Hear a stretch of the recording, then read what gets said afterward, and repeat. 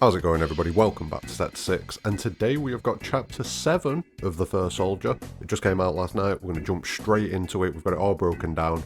Chapter 8 will be coming tomorrow because I've been having mega PC issues all day, so I've only managed to get one of the chapters done so far. But make sure you like the video and subscribe to the channel, and tomorrow you'll be able to catch Chapter 8, and we'll have broke down everything that we've got so far for The First Soldier. But let's crack on with today's video. Chapter 7. So, in the previous chapter, we had all of the events that kind of triggered the mana torrent, the big cataclysm that was going to be a big problem for the islands of Rador. We commandeered a helicopter, and the gang and Sephiroth headed out to find Rosen, and to rescue him, get him out of there, make sure he doesn't die. And the chapter starts with the team heading towards the outer island where Rosen lives, while the mana torrent is kind of kicking in. It's starting to kick into gear and get going. Lucia and Matt are piloting the chopper, with Glenn and Sephiroth talking in the back, and Glenn muses on the fact that they've just wiped out the Radoran people, but now they're on the way to save one singular Radoran. And to him, it doesn't really make any sense, and Matt agrees that from an objective perspective and, using logic, it doesn't really make that much sense, but this is what they're doing. Glenn says that he's sick of the amount of death that they've seen, and Sephiroth then suggests that maybe Glenn isn't cut out to be a soldier, suggesting that, to be a soldier you have to be ruthless when it's necessary, and if this is affecting you, maybe you aren't ready for that. And they seem to share a moment rather than Glenn taking it badly. Like 3 or 4 chapters ago, Glenn hears that and takes it very badly, whereas at this point he seems to just agree, like, yeah, maybe I'm not. We also see on the wall the Beagle version of Stamp confirming that these events occur in the same world as the one where the main party of Final Fantasy VII Remake and Rebirth are. We arrive at the island just as Rosen switches the smoke from white to red. A little bit slow on the uptake there, Rosen. Things have already gone to shit. I don't know who you think you're warning at this point, but even if they were alive, they'd be in trouble. As he's doing this, the party look for a spot to land while a group of Balwar are advancing on Rosen. Glenn tries to make Sephiroth wait at the chopper once we finally landed, to which Sephiroth is pretty much just like, no, you should have left me behind. If you weren't going to let me come with you, let's go. So we keep on moving, and we head to find Rosen. And we fight our way through Balwar after Balwar. God, I've missed these guys. And eventually we reach a point where the group are kind of talking about the situation, and Lucia suggests that, we're probably all going to die here. This mana torrent is not going well. The island's falling apart. We're in trouble. And Glenn says, don't worry, we've got Sephiroth here. And Sephiroth points out that he can handle the monsters, but the rest of it, no, I can't control that. And Glenn says, well, leave it to me then. And this is where we get another moment where Matt backs this up and he says, yeah, maybe we should leave it to Glenn. He's gotten us through some rough scrapes in the past, and this is that suggestion that Glenn's got Lady Locke on his side. So far, at least. We eventually catch up with Rosen and tell him that he needs to leave with us now. But Rosen's adamant that he needs to keep sending the signal to let people know what's going on. Now, I have a couple of issues with this. First off, I think they fucking noticed, mate. Do you know what I mean? I think everyone's probably noticed by this point that things aren't going well. Obviously no one's alive, and we'll let Rosen know about that in a second. But even if they were alive, I kind of feel like they know that stuff's going on. And plus, didn't we already see him putting the red smoke up? Like, the chimney stack switched from white to red, so, I'm confused by this, but okay, Rosen, it's cool. Glenn then drops the bombshell on Rosen that everyone's been killed. And the group did it because they kind of thought that they had to, with Rosen eventually believing it. At first he's like, no, don't be stupid, you're not hard enough to do that. And then eventually it's like, oh, you did. You actually killed everybody. Okay. And then he runs off.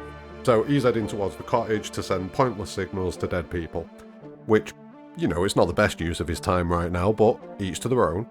We keep on chasing after him, and the terrain gets worse and worse and worse. The island is completely falling apart, and at this point it starts to actually sink. And Glenn tries to get Sephiroth to go back to the helicopter to get it running for their escape, so that the chopper's running, we're good to go. But Sephiroth refuses, and he suggests that he'll go ahead, as he'll be faster than the others.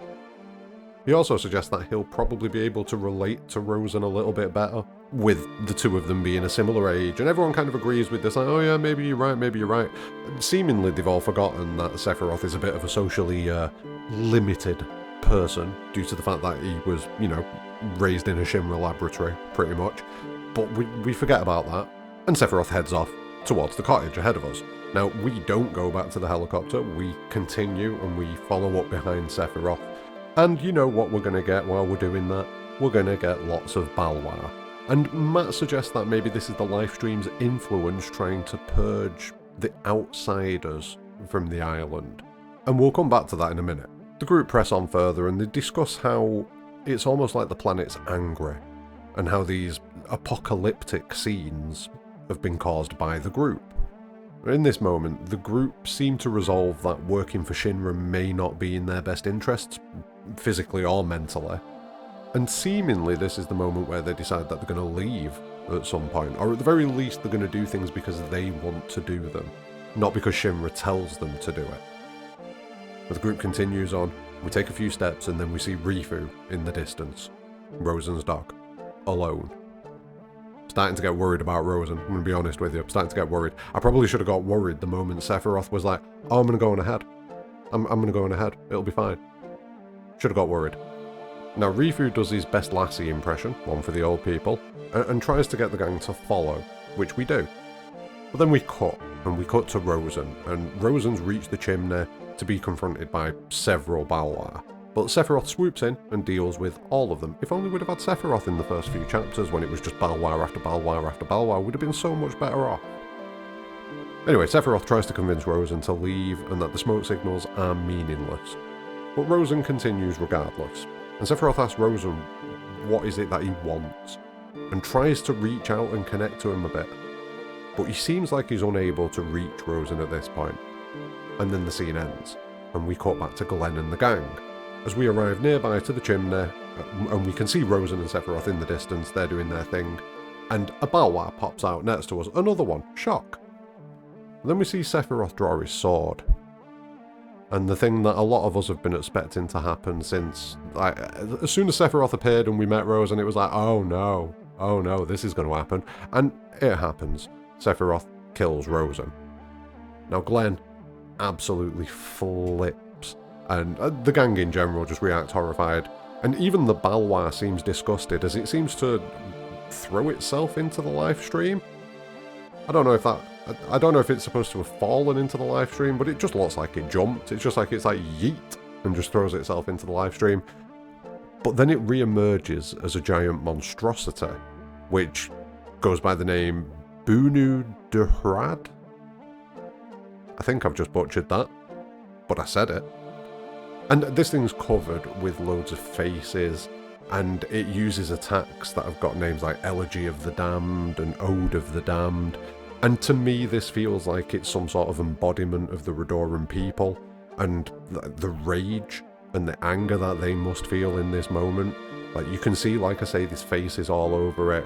It's just happened as pretty much the final Redoran is killed. Like, literally the moment that happens, this thing is brought into existence. And it genuinely does feel like it's the embodiment of the Redoran people, and like their anger and their rage, and it's the planet giving that event. Like, Sephiroth talks about it in Rebirth, how, like, if you send souls back to the live stream that are filled with hatred, and it's not even just in Rebirth, I'm sure it's been in other parts of the compilation, I'm sure it's been in some of the books, that if, you know, if someone goes in to the live stream with this hatred and these weird feelings and these really strong, overpowering feelings, that sometimes it can stop them from dissolving into the live stream properly. Maybe that's what we're seeing here. And this creature is the thing that has come of that. Anyway, we beat it up, we kick it, we beat it up. It's nothing compared to Balwar Stamp. It is nothing compared to Balwar Stamp. But we beat it up. Also, one more thing actually, there's a weird pattern on its face. It looks like it's stars, possibly, but then at first I kind of thought it was maybe the Redoran archipelago itself, and it was meant to represent that, you know, at each of the points on the face being one of the islands, but I've looked at a map and it doesn't look like that. Anyone got anything for the face? I've not got anything at the minute. I'm going to keep looking, but if you've got anything, let me know. And once the fight's done, Glenn and the gang run over and Glenn confronts Sephiroth. But out of nowhere, and this is weird, but out of nowhere, Sephiroth's necklace from earlier, so in one of the previous chapters, I believe it was chapter 4, maybe 5, we were talking about Sephiroth's necklace, which had a picture of his mother, Genova, in it, and it's a picture of Lucretia. Sephiroth never found that, and it's quite convenient that it appears now. It's a little bit weird. I'm not sure how or why, but it does. Maybe it's just a coincidence, who knows. But Sephiroth starts to walk towards it, to pick it up and reclaim it, and Glenn just runs over and kicks it as hard as he can into the live stream, gone forever. So Sephiroth's a little bit upset by that, but nothing comes of it, and the scene ends. Afterwards, we're back at the chopper, and we hear the entire Redoran archipelago is collapsing into the sea, and this has been triggered by the excavation that we started. Then Sephiroth arrives with Rifu. Rifu's good, let's go. Also, we're going to have a talk about Rifu tomorrow in the Chapter 8 breakdown video because, Baby Seal said something horrifying and now I don't think I can ever unsee it, and I think it is exactly going to be what happens, but we'll talk about it in tomorrow's video. It's for tomorrow. It's for tomorrow. Make sure you watch. But yeah, the group leave and the tension level is massive between the group and Sephiroth. There's a clear separation between them. We get no more conversation. And the final shot of the chapter is Redor being erased from the planet and essentially returning to the planet. And that's it. That's chapter 7 of The First Soldier. So, a very interesting chapter. Things panned out the way that we expected. A couple of weird things happened. We don't get the conversation between Rosen and Sephiroth. I have played chapter 8. We'll be getting that tomorrow. Genuinely, if my PC wasn't being such a shit, I'd have had both of these videos up today. But unfortunately, I'm going to have to do one today, one tomorrow. So, keep an eye out for that tomorrow. We'll dive much further into it, breakdown-wise, and how it pertains to Rebirth, maybe, tomorrow in the next video. But, this chapter, like I say, it's kind of gone as we expected. Redor is done. Rosen is done. Sephiroth was the one who did it.